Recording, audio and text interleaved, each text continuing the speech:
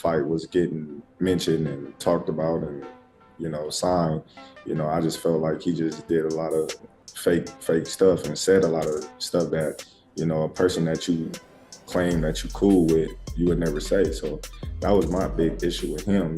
I just know, character take you along. With Floyd Mayweather's recent misbehaviors, Terence Crawford has finally spoken about what really went wrong between him and Floyd Mayweather. A truth that has pushed the boxing legend to repeatedly come for him. Crawford, in a new interview, revealed that Floyd's strange actions towards him actually began shortly before his unforgettable win against Canelo. And that's where everything started to shift.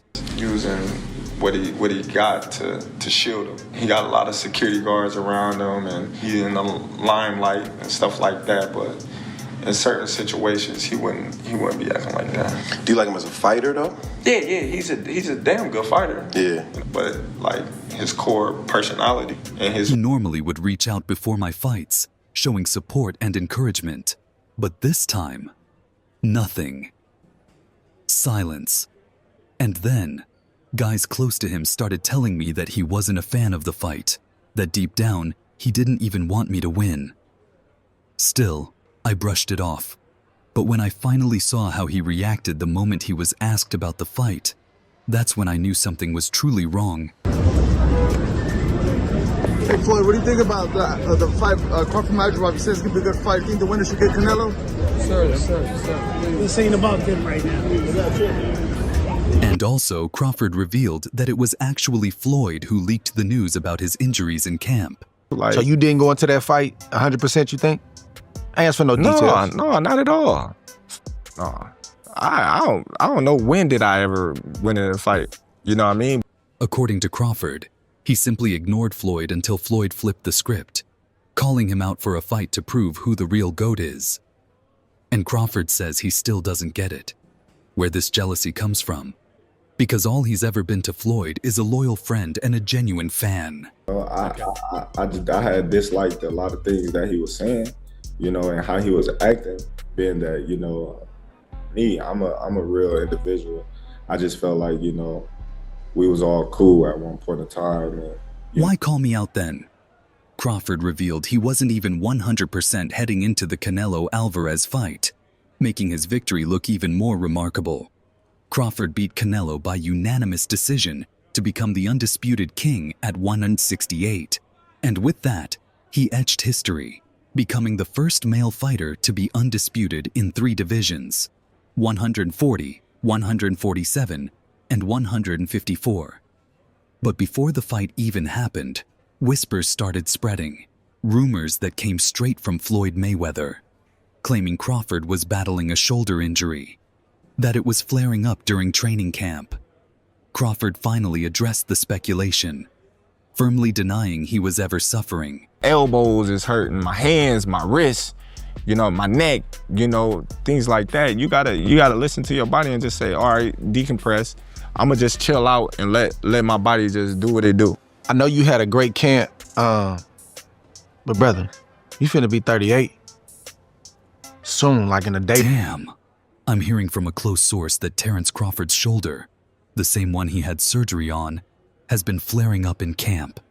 And get this, apparently it's been a lingering problem for the last 8 to 10 weeks, something his team has been forced to monitor closely. If I take Floyd Mayweather in his absolute prime, and I take Manny Pacquiao in his absolute prime, Floyd Mayweather. Floyd still beats him. Floyd beat everybody. You don't believe there's a guy at 140, 147 in the history of boxing that could have beat Floyd in his prime? It'd be tough. Floyd, man, that boy, man, that's the GOAT, man. That boy bad. What makes it, because, and I told people, I said, look at Floyd. I said, Floyd, it's not that he trains, it's his life. And from the very beginning, he's like, I want to be the best. When I fought Canelo, I was 36 and Canelo was 23, around the same age. Some of these guys won world titles and was undisputed champion. I think, the Tank age, the young little champions. Mm-hmm. Canelo was 23 with 43 fights and 30 knockouts. Where do I even get a shoulder injury from? I don't know. People just make up their own antics. Terence Crawford's got a shoulder injury, Terence Crawford's out of shape. Terence Crawford's slow. They come up with all kinds of stories, Crawford said. And looking back, it's clear. Crawford was never going to admit to anything that could have given Canelo's camp a boost. There's rumours that you've got a shoulder injury. Do you have a shoulder injury or is that just rubbish? Where I got a shoulder injury. I think people coming up with their own, antics. Terence Crawford got a shoulder injury, Terence Crawford out of shape, Terence Crawford slow, Terence Crawford. Yeah, they coming up. However, when asked about his condition heading into the fight, Bud admitted to Andre Ward that he wasn't 100%. I had a lot going on in camp. I was dealing with injuries too. I didn't step into that fight 100%, not at all. You're never going to go into camp and come out perfectly healthy, he said. And when people kept asking him, how did you feel? His answer was simple. Man, I had a lot going on in camp. This fight, the last fight, even the one before that, always something. Injuries too, Crawford stated. Couple days, right? How was that last camp you just had? It was great. I know it was great. Well, did you feel different at 37? A little bit, yeah. You had no bumps and bruises? Man, we always got bumps and bruises. I'm saying bumps and bruises at 37. Man, I had bumps and bruises at 27. You know what I mean? The news that Terence Crawford wasn't 100% only magnifies just how extraordinary his victory really was. First, there was the monumental challenge of jumping 2 weight classes to face the undisputed king.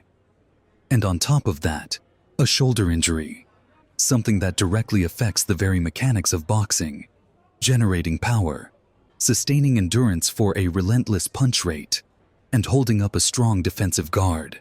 Yet Crawford delivered a masterclass. He neutralized Canelo's brutal body attack, outlanded him consistently, and all the while concealed the hidden vulnerability of his shoulder. A performance that showcased not just skill, but incredible mental fortitude. Are you feeling the difference in power now you've moved up and you're at your natural weight? Of course. Power is definitely going to come with it, so that's not any worries that I ever had to have. Terence, what excites you the most about this challenge on Saturday night? Shutting everybody up. And what does this feel like to you, Terence? We normally don't come in an arena and see you booed the way that you were today. How excited are you to shut everybody up? Hey, man, It silences the critics who tried to downplay the win, suggesting maybe Canelo was washed or just had an off night, especially after Canelo himself revealed he'd be having shoulder surgery following the Crawford loss. Interestingly, Canelo Alvarez was also said to have battled through an injury in that very fight. News of the Mexican star undergoing elbow surgery reignited the debate. Was the injury truly a decisive factor? Or is it just another excuse in the face of a legitimate defeat? A defeat that, for many, stands as the most painful of Canelo's career, not only because of the stage he's at right now, but also because of everything that was on the line. If you can, compare and contrast the fight between yourself and Floyd Mayweather Jr. and tonight's bout with Terence "Bud" Crawford, if you can. No, I think Crawford is way better than Floyd Mayweather. According to recent reports, Canelo Alvarez is set to undergo surgery for an elbow injury that will sideline him for 5 to 6 months. That recovery pause throws his schedule into uncertainty, even though he still has obligations under the Riyadh season contract, which includes at least 2 more fights.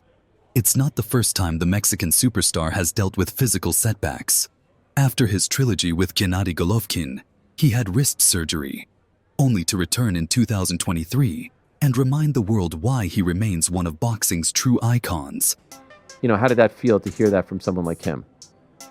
I just was like, well, it's his personal opinion. He was in the ring with both of us, so a lot of people, they can say what they want, but he's actually been in the ring with both of us. One where he felt like he was at the... Terence Crawford's victory was nothing short of overwhelming, as he dominated most of the fight at Allegiant Stadium and cemented his place as one of the best pound-for-pound fighters in the world today. But the announcement of Canelo's surgery cracked open the door for some fans to question the result. To them, the Mexican's lack of punches could be tied to the discomfort in his elbow. Comments popped up on social media saying, well, that explains why he wasn't throwing a lot of punches. Others, however, were quick to push back, arguing that Crawford's win was clean and that using the injury as an excuse only takes away from a flawless round performance by Bud. When you look at these fights, especially coming up, you gotta be realistic. You gotta, say, all right, how big is this dude really is? Because David Benavidez, he can fight his ass off. Me personally, I believe that. Crawford against Mayweather, right? How do you think a fight between both of them turn out? If Mayweather gets hit with Crawford like I hit him and rocked, it might not end well for Mayweather. They might be over it. But Mayweather could outbox Crawford, I think, because Crawford has the mindset that I'm trying to knock you out, and Mayweather knows how to play to that I'm trying to knock you out type of thing, because he's used to people coming at him trying to hit him hard all the time. The big question now is how Canelo will return after surgery. Some believe he should ease back with a tune-up fight before stepping in against another elite opponent. Others argue that after so many years at the very top, maybe it's finally time to think about retirement. Meanwhile, Terence Crawford is standing tall at the summit. His victory over Alvarez not only cemented him as the standard-bearer of this era, but also opened up a bigger conversation.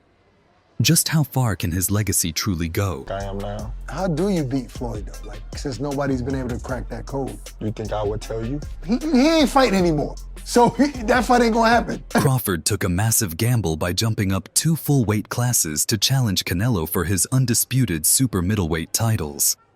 And with the fight broadcast on Netflix in front of millions, the stakes couldn't have been higher.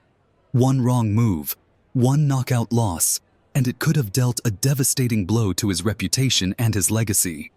But instead, Crawford flipped the script. He pulled off the upset, dominated, and walked away with a unanimous decision victory. In doing so, he etched his name into history as the first male boxer to ever become undisputed champion in 3 different weight classes.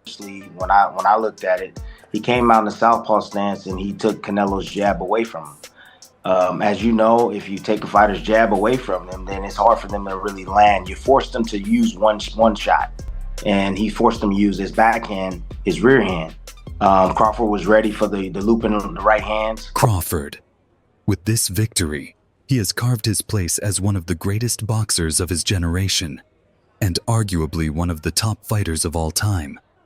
But now, with Crawford at his peak and just turning 38, the speculation begins. Will he fight again, or is he ready to sail into the sunset and retire? There's a case for both.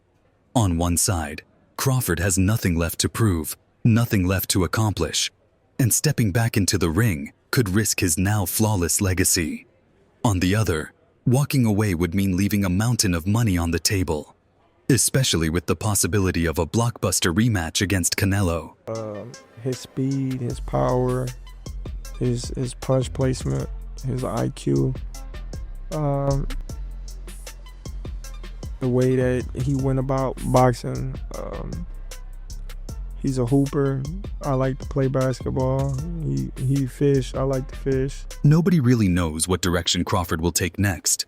In fact, Crawford himself admitted he doesn't even know. Speaking with the great Andre Ward on the September 30th episode of the All the Smoke Fight podcast, Ward asked him what was next. Crawford's response, "I'm chilling, man." To be honest, he said he doesn't know what he's going to do. Everything right now is up in the air. For the moment, he's just enjoying time with his family, enjoying the rare feeling of being able to look back and say, "Look what I accomplished." A little bit of online beef. We saw Roy Jones here, him and Floyd Mayweather getting after it. Just what are your thoughts? I know you watched it because I could see the smile on your face. It's 2 uncles, man, going at it, man. I don't know what to say. I don't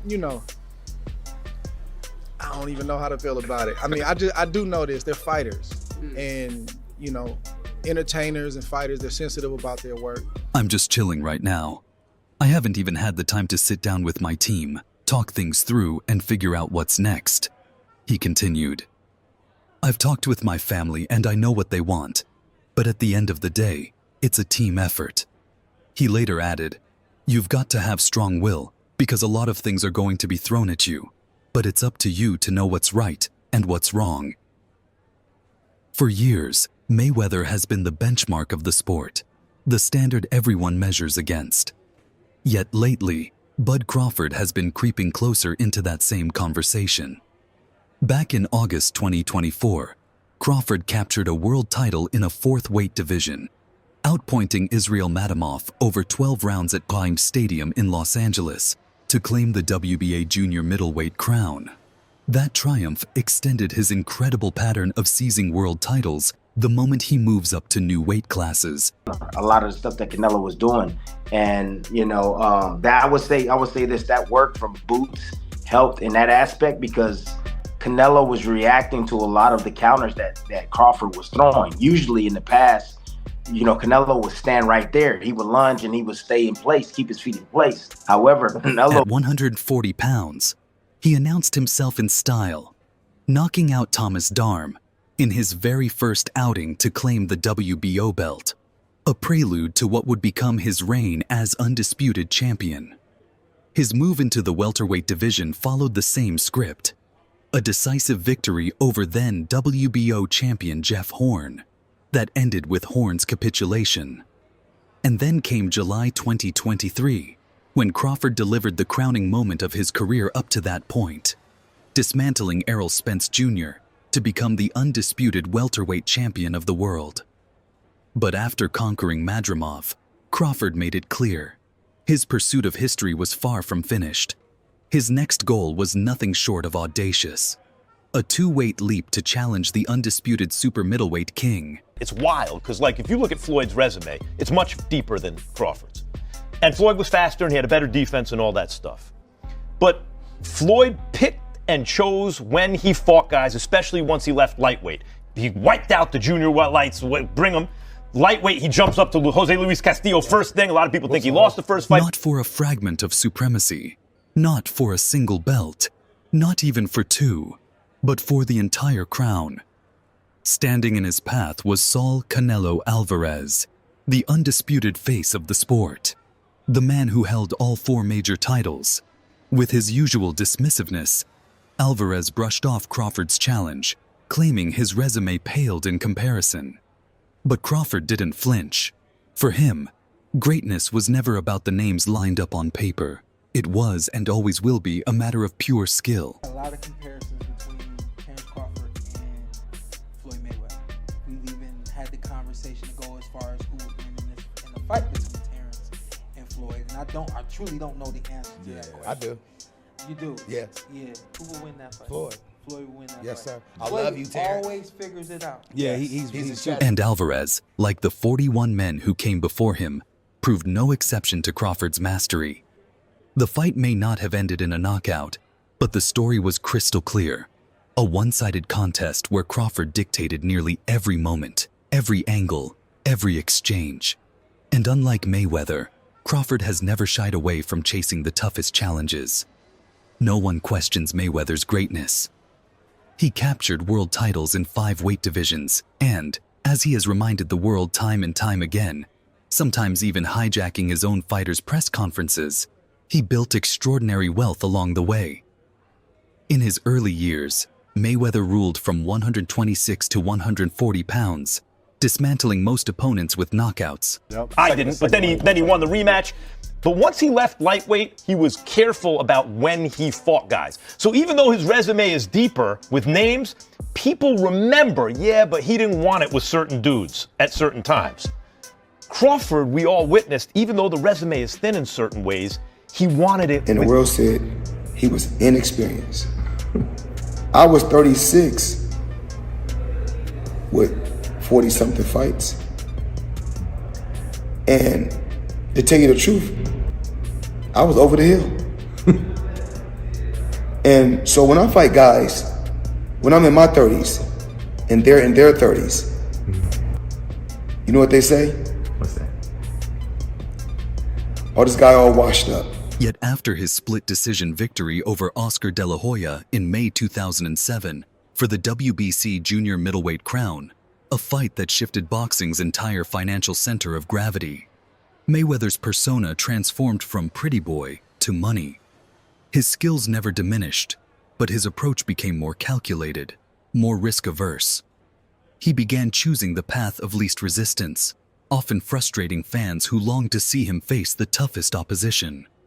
Meanwhile, Crawford stands apart as the only male fighter in the four-belt era to claim undisputed status in 3 separate weight divisions. Mayweather, by contrast, never once attained undisputed distinction in his career. But this wasn't an oversight. It was a reflection of his priorities. You know, how did that feel to hear that from someone like him? I just was like, well, you know, it's his personal opinion. He was in the ring with both of us, so a lot of people, you know, they can say what they want, but he's actually been in the ring with both of us.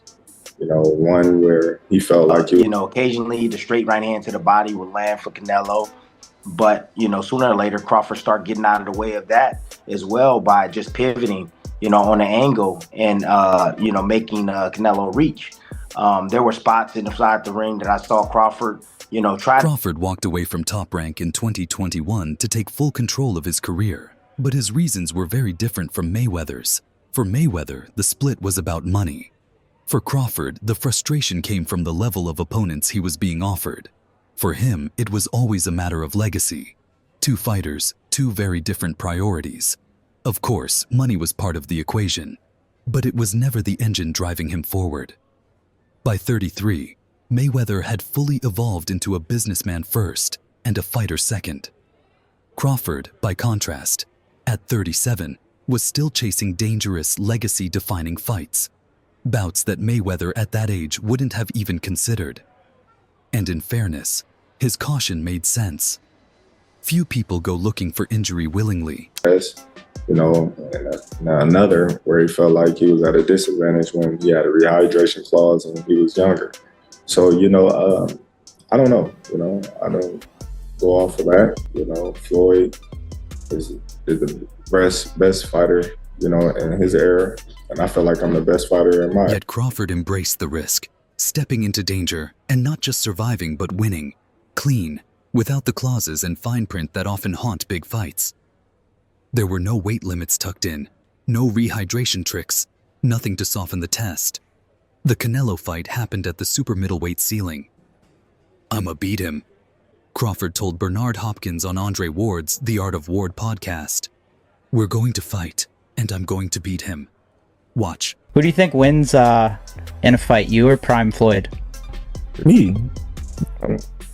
No questions? Why would you think that I would say Floyd? I don't know. I thought you'd hesitate maybe even a bit, but no. Nah, not at all. You know, that's one of my favorite fighters. I saw you before the fight, the Crawford-Canelo fight, and you had a Cavs hat on. This time you've got a GOAT hat on. Is that how you're feeling? I know it says Muhammad Ali, but is that how you're feeling about Bud's performance, about his whole career?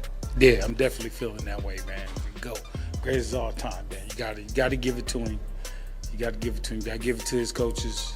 Not just me, Saul Red, Bernie, Chet, nutritionists, you know, everybody played a part. Canelo said he's way better than Mayweather. What do you think to that? Who, Terence? Yeah. Oh, of course. Of course he is. It was never about the money. The real measure was always proving, inside the ropes, who the superior man truly was. From the very beginning, that has been Bud Crawford's code, to step in, time after time, and leave no doubt about who the better fighter is. For years, few believed Mayweather's throne could ever be touched. Yet here we are. Crawford has claimed it. And what's even more astonishing is that his journey might not be finished. Bud could very well drop down to 160 pounds and carve his name as a 6th Division world champion. And that's all for now. For the very best updates on news, moments, events, and action from the world of boxing, make sure you're subscribed to our YouTube channel. And don't forget to hit that notification bell so you never miss the stories that matter.